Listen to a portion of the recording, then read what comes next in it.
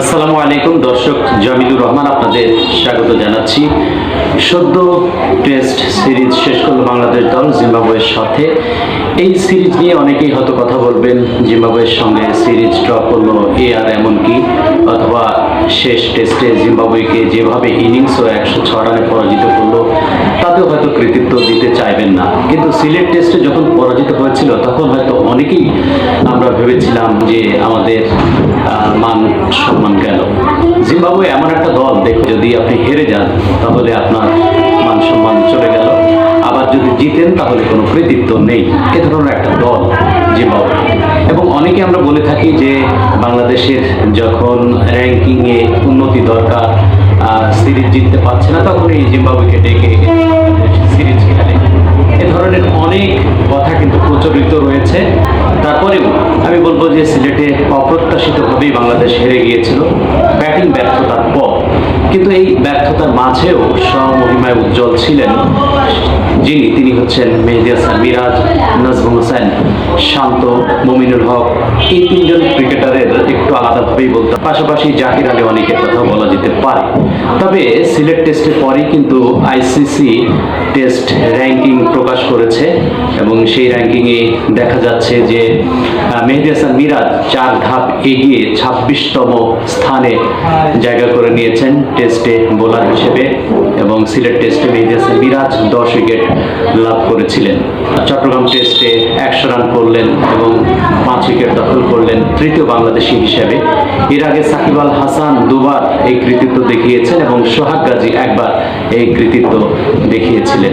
মঈনুল হক সৌরভ ভালো করেছেন, তবে আফুদা মার্ক নয়।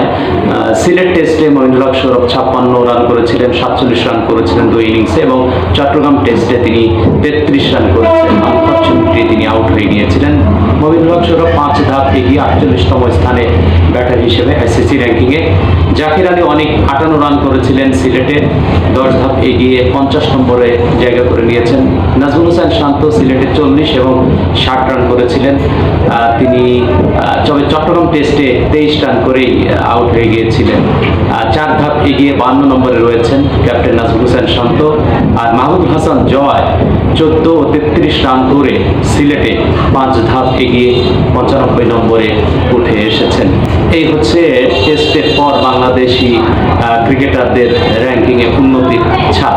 তবে এই উন্নতি কতটা কাজে লাগবে তা কিন্তু নেক্সট সিরিজেই আমরা বুঝতে পারব। দুর্বলতম জিম্বাবুয়ের বিপক্ষে চট্টগ্রাম টেস্টে জয়ের পর আমরা আসলে বুঝতে পেরেছি জিম্বাবুয়ের যে মানটা কোথায় আর আমাদের জায়গাটা কোথায় আছে।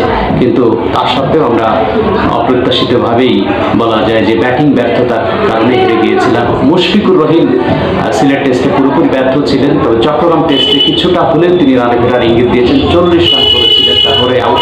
আরেকটা বিষয়, ইনামুল হক বিজয়ের কথা কিন্তু না বললেই নয়। ইনামুল হক বিজয় ডিপিএলে চমৎকার 874 রান করেছেন, 4টি সেঞ্চুরি, 4টি হাফ সেঞ্চুরি সুবাদে। তারপরে তার ডাক পড়েছিল চট্টগ্রাম টেস্টে, কারণ সিলেট টেস্টে ডাক পান নাই। সিলেট টেস্ট চলাকালীন সময় তিনি ডিপিএল খেলছিলেন। তো ইনামুল হক বিজয় 39 রান করেছেন ওপেনিং স্লটে। আর সাদমান ইসলাম তো দুর্দান্ত, তার ক্যারিয়ারের দ্বিতীয় সেঞ্চুরি তিনি পেয়েছেন।